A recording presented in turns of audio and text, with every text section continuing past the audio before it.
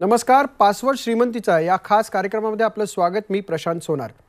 Password श्रीमंतीच्या माध्यमातून आपण चर्चा करत असतो पैसे कसे कमवावेत, पैसे कसे टिकवावेत आणि पैशाचा योग्य वापर कशा पद्धतीने करावा, जेणेकरून त्याचं योग्य व्यवस्थापन झालं तर त्याचा फायदा निश्चितच आपल्याला आणि आपल्या पुढच्या पिढीला होत असतो. आणि असाच विषय आज आपला आहे पैशाच्या व्यवस्थापनाच्या संदर्भात, आणि यासाठी मार्गदर्शन करणार आहेत मानसी चंद्रचूड.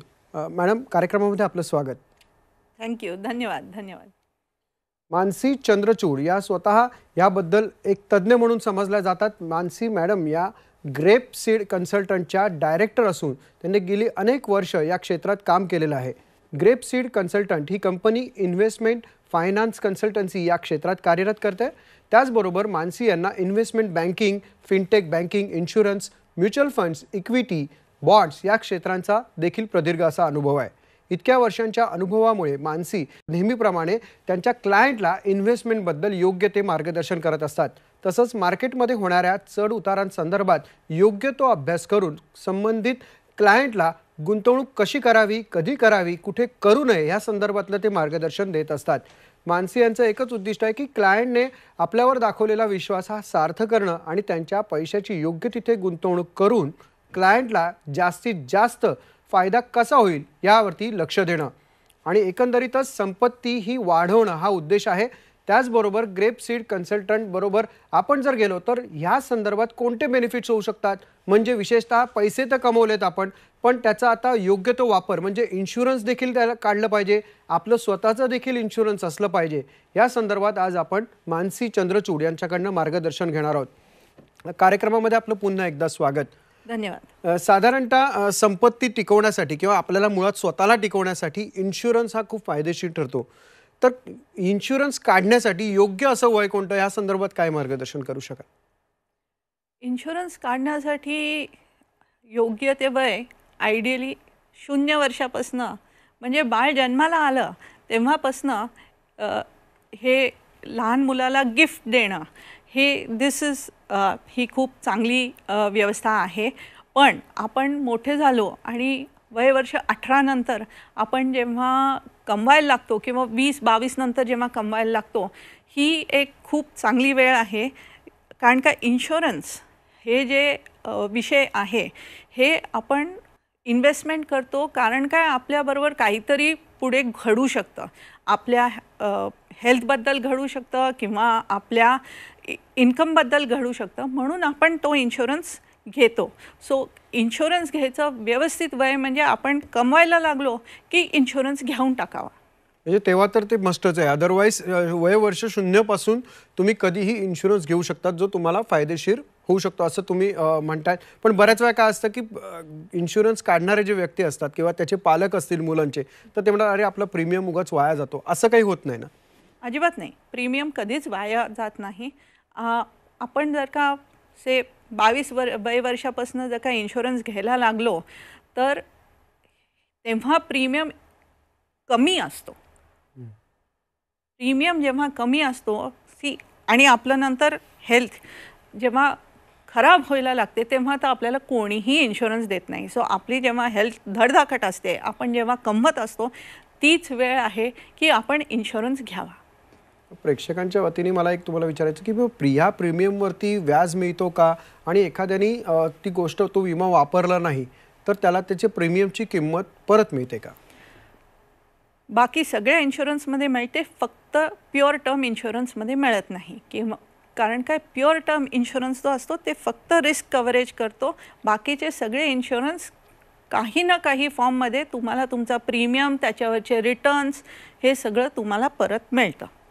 विशेषतः आज आपण शेअर्सबद्दल न बोलता आपण आपल्या स्वतःच्या इन्शुरन्सबद्दल बोलतो. या इन्शुरन्सबद्दल तुम्हाला अनेक शंका असतात, ते तुमच्या वतीने मी या विचारण्याचा प्रयत्न करतो. विशेषतः टर्म इन्शुरन्स असेल किंवा नॉर्मल इन्शुरन्स, यामध्ये काय फरक असतो? टर्म इन्शुरन्स आत्ता आपण जसं बोललो तसं टर्म इन्शुरन्स फक्त रिस्क कव्हरेज करतो की तुम्हाला जर का उद्या if you are to die then आपल्यावरती जे कोण डिपेंडंट असतात लोक, त्यांना ते पैसे मिळतात. म्हातारे आईवडील असू शकतात, बायको असू शकते, मुलं असू शकतात. ह्या लोकांची काळजी घेण्यासाठी ते इन्शुरन्सचे पैसे आपल्याला मिळतात. नंतर हे प्युअर टर्म झालं, हे फक्त रिस्क कव्हरेज झालं. त्याच्या पुढे आता बाकीचे जे इन्शुरन्स आहेत, आपण जर का जिवंत राहिलो तर आपल्याला काही ना काहीतरी फॉर्ममध्ये काही ना काहीतरी पैसे परत मिळतात. So pure term is only to cover the risk. तुम्ही जर का कोणचं लोन घेत असाल तर प्युअर टर्म इन्शुरन्स घेणं नक्कीच जरुरी आहे. नक्कीच हा खूप मोलाचा सल्ला आहे. पण लोनचा विषय जर काढला तर विशेषतः हे लोन बिझनेसमॅन लोक जास्त घेतात किंवा त्यांना ते गरजेचंच असतं. तर बिझनेस करणाऱ्यांसाठी इन्शुरन्सचं महत्त्व काय सांगाल? आपला जो देश आहे तो बिझनेसमॅनवरतीच चालतो. बिझनेसमॅन ज्यांचा बिझनेस साधारणतः 500 कोटीच्या कमीचा जो टर्नओव्हरचा बिझनेस असतो त्यांच्यावरती हा देश चालतो. म्हणून गव्हर्नमेंटनी आणि सगळ्यात जास्ती भीती जी असते ती लोन न फेडता येण्याची, आणि दुसरी जी भीती असते ती खूप जास्ती टॅक्स भरायची ना. आपल्याला तो टॅक्स कमी करण्यासाठी आणि लोन्ससाठी सुद्धा आपण बिझनेस इन्शुरन्स घेऊ शकतो, विच इज त्याला म्हणतात की एम्प्लॉई इन्शुरन्स असं सुद्धा म्हणतात. की बिझनेसमॅन लोन घ्यायच्या वेळेला एक इन्शुरन्स पॉलिसी काढतो, आपल्या च्या अकाउंटमधनं त्याचं प्रीमियम जातं. ठीक आहे.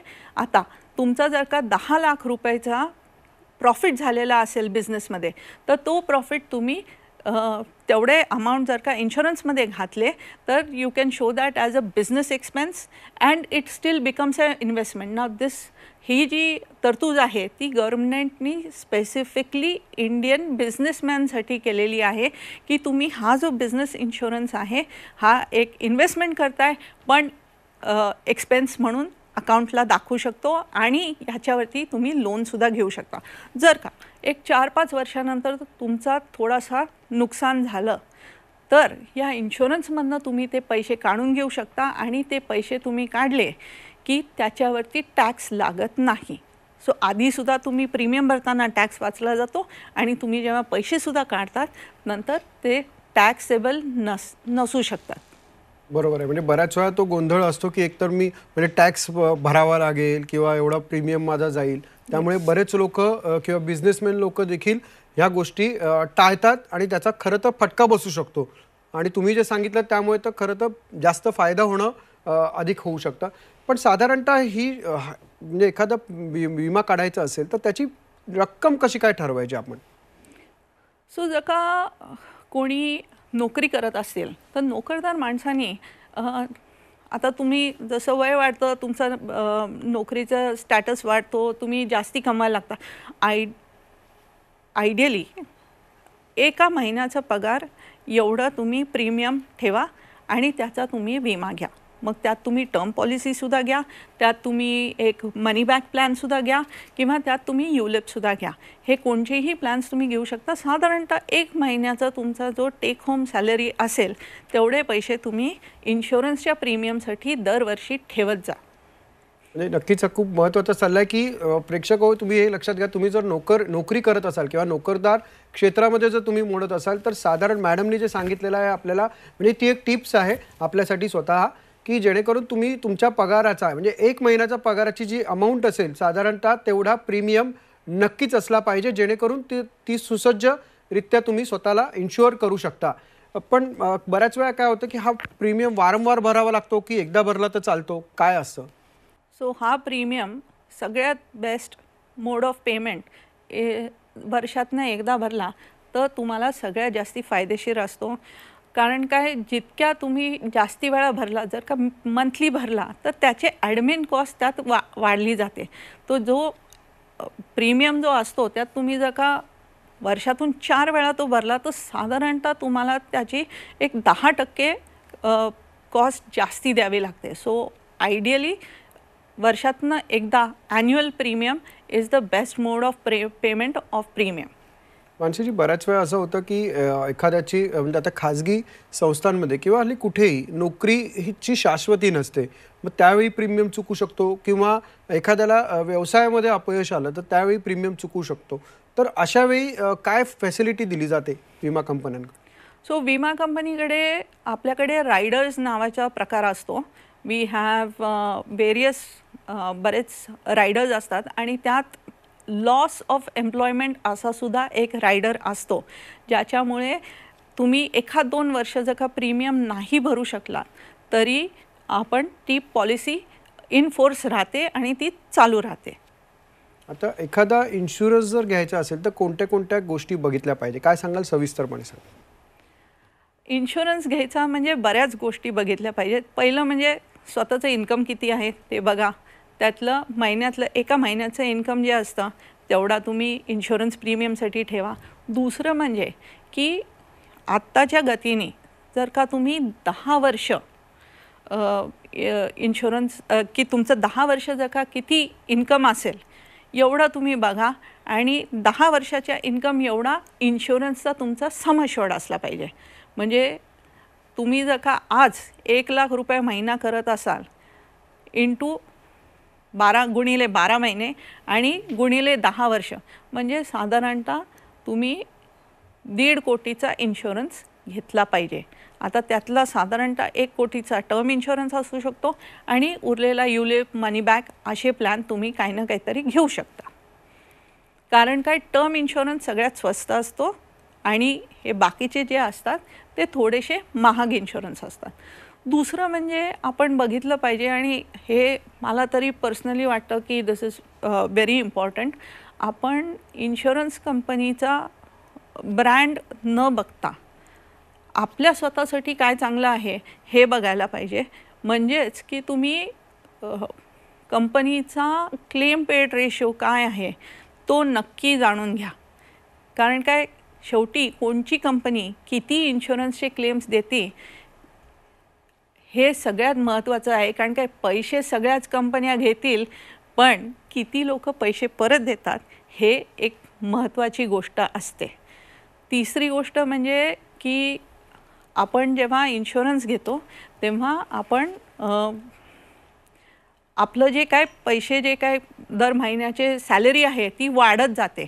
तर दर 5 वर्षांनी आपण एक नवीन पॉलिसी घेऊन ते वाढलेली जी आपला इन्कम आहे तो सुद्धा कवर केला पाहिजे. कारण काय शेवटी काय होतं आपण साधारणतः 50-1 वर्षाचे असतो तेव्हा आपले जे एक्सपेन्सेस असतात किंवा खर्च असतात ते सगळ्यात जास्ती असतात आयुष्यात आणि ते जे खर्च असतात तेवढे खर्च कवर करण्यासाठी की जर का तुमचा 50, 51, 52व्या वर्षी काही तुम्हाला झालं, ॲक्सिडेंट झाला, काहीही होऊ शकतं, तर तुमच्या मुलांची शिक्षणे, तुमच्या आईवडिलांची काळजी, कारण का तेव्हा त्यांचे मेडिकल एक्सपेन्सेस वाढलेले असतील, तुमच्या फॅमिलीची काळजी, तुमच्या बिझनेसची काळजी, हे सगळं जे आहे ते वाढत जातं आणि तेव्हा आपल्याला सगळ्यात मोठ्या इन्शुरन्सची गरज पडते.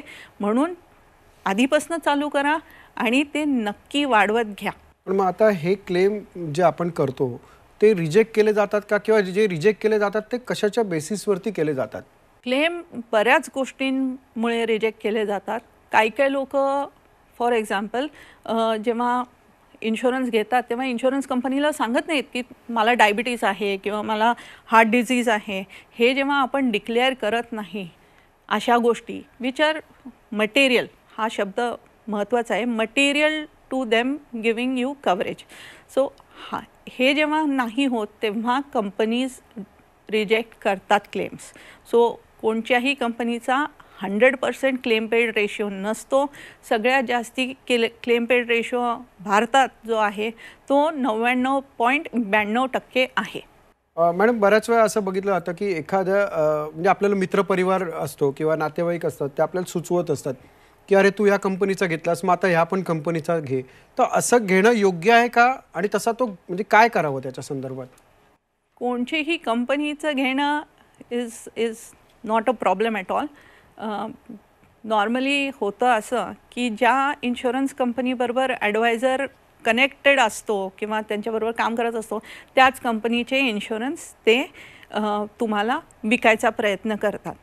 आणि हे जे असतं आयडियली तुम्ही एका ॲडवायझर किंवा कन्सल्टंट ज्यांच्याकडे त्यांचं जे हित असतं ते कंपनीबरोबर नसलं पाहिजे. त्यांचं जे हित असतं ते आपल्या क्लायंटच्या पोर्टफोलिओ किंवा इन्शुरन्स कसा मॅनेज असतो त्यांच्या पोर्टफोलिओमध्ये, कस्टमर सेंट्रिक पोर्टफोलिओ मॅनेजर जे असतात हेच पहिलं लक्ष असलं पाहिजे. पण Absolutely. एका वेळी 2 इन्शुरन्स घेऊ शकतो का? हो, ॲब्सोल्युटली. नाव आता मी एक सोपी उदाहरण देते तुम्हाला. आपण जेव्हा मेडिकल इन्शुरन्स घेतो, आता इतके मेडिकल इन्शुरन्स प्लॅन आहेत, पण महत्त्वाचं काय बघायला पाहिजे की आपलं जे आता लाईफस्टाईल आहे त्याच्यामुळे आपल्या मेडिकल इन्शुरन्समध्ये नेहमी कवर्ड असला पाहिजे कॅन्सर कवर. आता हे सगळ्यांनी बघावं की स्वतःचा जो मेडिकलचा इन्शुरन्स आहे त्यात कॅन्सर कवर्ड आहे का नाही, आणि नसेल तर नक्की घ्या मेडिकलचा इन्शुरन्स ज्याच्यात कॅन्सर कवर आहे. निश्चितच सर्वात महत्त्वाचा असा विषय सांगितला की एकतर आरोग्याच्या दृष्टीने आणि त्यातही कॅन्सरसारखा जर विषय असेल तर तो तुमच्या इन्शुरन्समध्ये समाविष्ट केलेला आहे की नाही हे मानसी मॅडमने आत्ता आपल्याला सांगितलेलं आहे. पण ह्यालाच मी धरून अजून एक मुद्दा आहे की बऱ्याच वेळा फार आर्थिक साक्षरता कधी कधी आपल्याकडे खूप कमी असते, किंवा आता तुम्ही सांगितलं की आपण प्रीमियम वाढू शकतो, पण आर्थिकदृष्ट्या कमजोर असलेल्यांनी कशा पद्धतीने यामध्ये नियोजन करावं, कारण ते परत म्हणजे एखादी इन्कम त्यांचं चांगलं झाल्यानंतर ते परत वाढवू शकतात का प्रीमियम? त्या आपण एक पॉलिसी घेतली तर त्याच्यानंतर प्रीमियम नाही वाढवू शकत. आपण त्याच्यासाठी दुसरी पॉलिसी घ्यावी लागते. एका पॉलिसीमध्येच प्रीमियम वाढवू नाही शकत. हे इन्शुरन्स जे आहे हे म्युच्युअल फंडपेक्षा थोडंसं वेगळं आहे. म्युच्युअल फंडमध्ये आपण जसं टॉपअप करू शकतो तसं इन्शुरन्स पॉलिसीमध्ये आपण टॉपअप नाही करू शकत. नक्कीच. खरं तर इन्शुरन्स घेताना डूज अँड डोंट्स तुम्ही सांगताय. डोंट्स काय आहेत? कारण बऱ्याच वेळा एखादी पॉलिसी रिजेक्ट होते तर एखाद्या व्यक्तीला व्यसन असतं म्हणून, तर या संदर्भात काय सांगाल? रिजेक्ट झाली आणि त्याची दाट शक्यता आहे की व्यसनी लोकांना इन्शुरन्स खरंच नाही मिळत. इन दॅट केस आमचं रेकमेंडेशन असतं की इन्शुरन्स 2 प्रकारचे असतात, की एक म्हणजे आपण जर का कमी आयुष्य जगलो तर तो एक प्रॉब्लेम असतो, आणि दुसऱ्या बाजूला आपण आयुष्य खूप जास्ती जगलो तर तो सुद्धा एक प्रॉब्लेम असतो. तर आपण ह्यात काळजी घेताना व्यसनी माणसाला इन्शुरन्स नाही मिळाला ठीक आहे, मग त्यांना एक पेन्शन प्लॅन घेऊ देत. म्हणूनच आपण म्हणतो की जे इन्शुरन्स घ्यायचं आहे ते आयुष्यात आधीपासूनच चालू करा, कारण का आधीपासून आपल्याला व्यसन नसतं.